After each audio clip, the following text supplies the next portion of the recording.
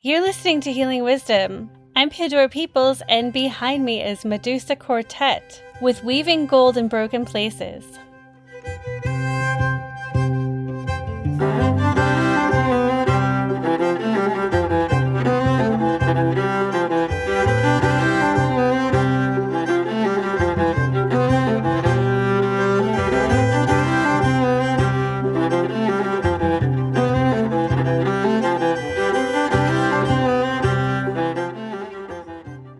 You're listening to Healing Wisdom, and today we're talking with Executive Director Jeni Lenders and Program Coordinator Deirdre Sullivan about the work that they do at the Center for Developmental Disabilities and a weekend-long event rooted in community, a winter wellness weekend happening February 27th through March 1st at the center at Cape Cod Village. Proceeds benefit the Center for Developmental Disabilities. Welcome, Jeni and Dear. Thank you so much for being with us today. Thank you for having us. Absolutely. Thank you so much for doing this. I am so excited about all of the programs that you offer that are connected to nature and creativity. You have an amazing array. I would love for you to sort of just, before we get into the Winter Wellness Weekend, which is going to be open to the public and have a lot of different things, including like the healing arts and offerings like yoga and qigong and healing massages and that sort of thing. I would love for you to just tell us about the organization and how did you connect to it? I'm the lucky program coordinator at the center, and I've been there for just over 2 years. And so we've pretty much organically started this very varied programs that we offer: social, emotional, recreational services, classes for people with autism, profound autism, and developmental disabilities from all over Cape Cod. So we also do serve the resident population here that live at Cape Cod Village. Their 24/7 care needs are met by an organization called Needs. So they take care of their needs, but they also come to some programs and some classes with us weekly. But we offer things like art, music, creative drama, eco art, lots of outdoor. We have a beautiful 4-acre campus. So a lot of it, what we heard from the population that we serve is they need movement, they need social connection, and they need nature and outdoor time. So we combine a lot of those things, and we're really working on creating places for well-being, spaces for well-being and belonging for this group of people. We all need well-being and belonging. You know, we're all working on that. We all need to feel a sense of belonging. So it's good for our mental health, which is good for our physical health. It's just good for all of us. And we know that. So all of our programs support that in some way and are different. There's different doorways into that sense of well-being and belonging. Yes, yes. And you're a creative and expressive arts facilitator, and you've been doing this work a really long time, and you also worked for over 20 years in the youth ministries, serving 2 different congregations through the Unitarian Universalist churches. And you also have a background working with Independence House. So you have this varied background in terms of like creative expression and working with women and folks who have experienced instability and trauma. Can you speak to that? It sounds like an amazing fit for working with adults and kids with autism and other learning disabilities. Yes. Thank you for reminding me where I've been and who I am, because, you know, our journeys, it's been such a wander. But yeah, so I was a program coordinator or director of children and youth ministries for 3 congregations actually on Cape Cod, Chatham, Brewster, and Barnstable twice. Oh, wow. And was also a consultant for the Southeast Massachusetts region. But a lot of that was about well-being and belonging, right? It was about where creativity meets spirituality, meets nature, meets the arts, meets justice. and growth and transformation. So those years gave me so many tools. And then working in the Independence House and getting all that trauma-informed training, and now coming into this world of neurodiversity, which also includes a lot of trauma. So it's good to have the mix. Jeni, can you speak to the work that you do as the executive director, a little bit about your background, and then after that we can talk about Winter Wellness Weekend. So I've only been at the center since May. I am an attorney by profession and was working as in-house counsel at 2 different nonprofits, and then made the switch back in May to the center, and I'm doing a little bit of everything. I don't know if Deirdre told you, we're a small but mighty crew over there, and Deirdre handles everything programs, and I've got everything else. So everything from working with the board, drafting policies and procedures, handling governance, contracts, all the legal work, but also I'm in charge, along with the development committee, of fundraising, our annual appeal, creating fundraising events.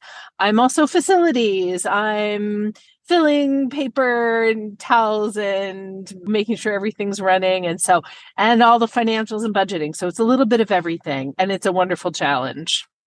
Yeah. So that really matches in a lot of ways what you've done with nonprofit leadership and organizational governance and legal advocacy in the past. Like you worked with Mercy for Animals and the International Fund for Animal Welfare, and you've on the board of the Transitions Center and the Dennis Uramuth Regional School Committee. So you also were the chair of the Latham Centers, and you have volunteered for We Can. So Deirdre was just talking about how her background, she has a diverse background too, has really worked, and how she is bringing that experience into the organization at the center. So can you talk a little bit about that? Absolutely. People were like, wait a minute, you're going from animal nonprofit to human services, autism and developmental disabilities. And I said, yes, but what you don't know maybe is in my professional life, right? I was providing legal advice for animal nonprofits. But as you noted, I was always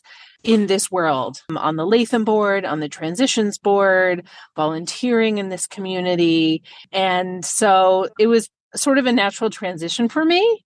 And it's a great combination of, as you said, my legal skills, but also now working with this population and knowing the challenges, and also being a bit of a jack of all trades, having done multiple jobs over the years, and being on boards and understanding governance and policy. And as you said, serving on the DY school committee, where I've been heavily involved in finance and capital. And, we built a new school in my tenure. So I have lots of knowledge about that, facilities and all that process. And so, yeah, people were like, wait a minute, but it's actually a really natural transition. So what are you feeling most passionate about? I think that what's really exciting now is opportunities to use technology to improve and enhance the lives of people with autism and developmental disabilities. We've already seen how technology can really be helpful for adults who communicate nonverbally.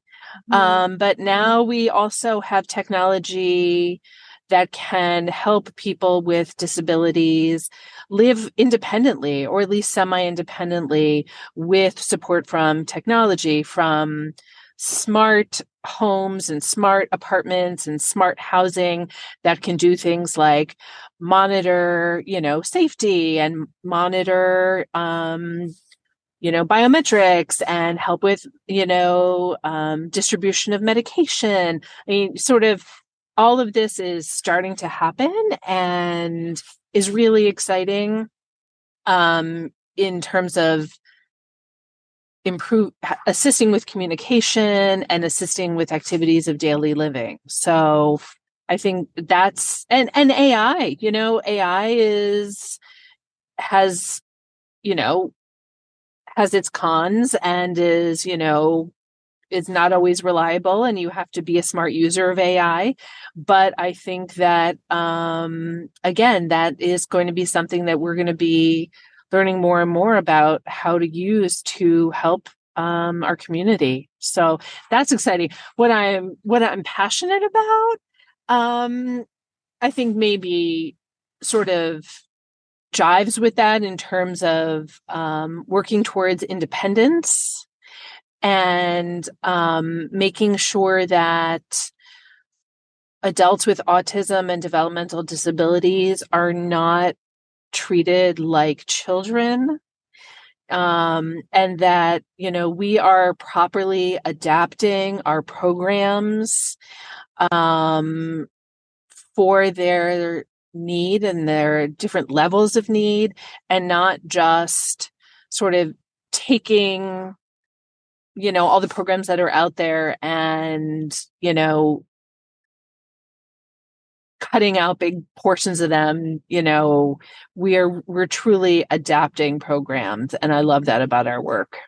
And going back to you, dear, you have all of these nature and music related programs. There must be more and more studies that are evidence of the importance of nature-based activities.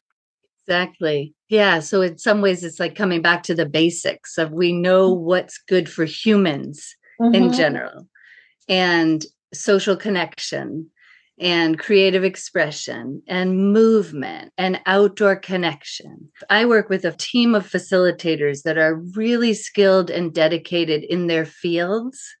And then we work with these beautiful people, our participants, that are really open and trusting us and coming to the center and looking for a place to belong and share their gifts and grow some skills and transform themselves as people. And then we're developing, with the help of some work that this man named Greg Austin did, it's called the Neuroadaptive Framework, and really trying to work within this where you're presuming competence that we can all learn, we can all do whatever it is that is being offered here with support and and patience, and then meeting people where they are and treating people with dignity. And this really so much comes together in our programs that in some ways I think we're really creating a community center that centers people with autism and developmental disabilities that doesn't exist that I know of, at least on the Cape, so we're exploring and learning together. And that is really exciting. We're not following a map. We're learning from each other and finding the way forward. Very cool. And it seems like one of the issues with like providing services that people need is having the presence of mind to actually be individually tailoring the services and understanding where everyone's coming from. And Right. I think, one of like your amazing skills is just being able to be totally present to, and I can see what a benefit that is in an environment like that, right? Thank you, Pandora. Thank you. There's a lot of different needs in a group. Right. And so we have smaller groups because of that, because we really want to give people our attention and learn about who they are and what they need and how to serve them best. Yeah. Can you guys talk about Winter Wellness Weekend? It's happening February 27th through March 1st. The official title is Rooted in Community, a Winter Wellness Weekend. So can you tell us how this all came about? Sure. So we already have a yoga program at the center for our participants, and we already are focusing on wellness for everyone. We're running some new adaptive fitness programs at the center for participants. And we've got a new outdoor adaptive fitness course that's going to be opening in the spring at the center. So wellness, physical, mental, emotional, spiritual, it's all, wellness is always on our minds. And one of our board members is a yoga teacher. And we were talking about ways that she could bring that to the center. And we said, well, one yoga class would be fun and would be, a great opportunity. But how about a whole weekend? And what else could we offer to folks? Like, who else do we have in our community that would be willing to offer their time? And it grew really quickly. We just all knew people who were in this world and were happy to offer their time. Yoga, Deirdre is going to be offering an outdoor program called Ecosomatics. One of our art instructors is going to be doing eco art. And then we all had, friends who were happy to offer a sound bath with sound healing, journaling, some education about yoga in addition to the yoga classes, information about nutrition session. We've got Qigong. It's a weekend packed with ways to take care of yourself and to practice it that weekend, but also to learn some new strategies. And as Jeni, our board member who's spearheading this, likes to remind us, and I think we've put this in some of the materials, self-care that we're experiencing that weekend equals community care. Because you can't take care of your community unless you first take care of yourself. And also, by attending this weekend, anyone who purchases a ticket to attend the weekend, all the proceeds are going to the programming at the center. So you're helping your community by helping yourself and coming to this weekend. Deirdre, did I miss anything? I don't think you did. I think you got it. And Deirdre, can you talk about your program that you're offering? Sure. So ecosomatics is a practice of recognizing or acknowledging that my body is connected to the body of the earth. And by recognizing that interdependence and spending some time, like really figuring out what does that mean for each of us? How is my body connected to the body of the earth? And getting into our senses. We're multi-sense beings. So it's spend some time with that. And it's another approach to mindfulness, but really going beyond self to a deep earth connection at the same time. We're on a beautiful campus at Cape Cod Village. So the center is right in the center of it. So it's really important to me with all of our programming. So I'm happy to do it on this weekend to bring people outside to this beautiful campus and experience the nature that we are surrounded by. There's like a woodlands and then a pond just at the edge, that we're not going to get to it, but it's there. And so ecosomatics is a way to really acknowledge the land that we're on and the indigenous people that were here before us, and to just deepen connection to self, community, and the larger community of the land.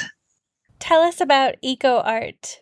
Christine Martel is a local artist here in Orleans, and she is such a gift. I call her kind of like our resident artist, even though that's not her official thing, but she offers a lot of programs. She's been here since before my time, and she's very, very committed to this population of neurodiversity and people with autism. So she created this eco art modality here and these programs so that our participants could be outside, could work with materials that were sustainable and eco-friendly.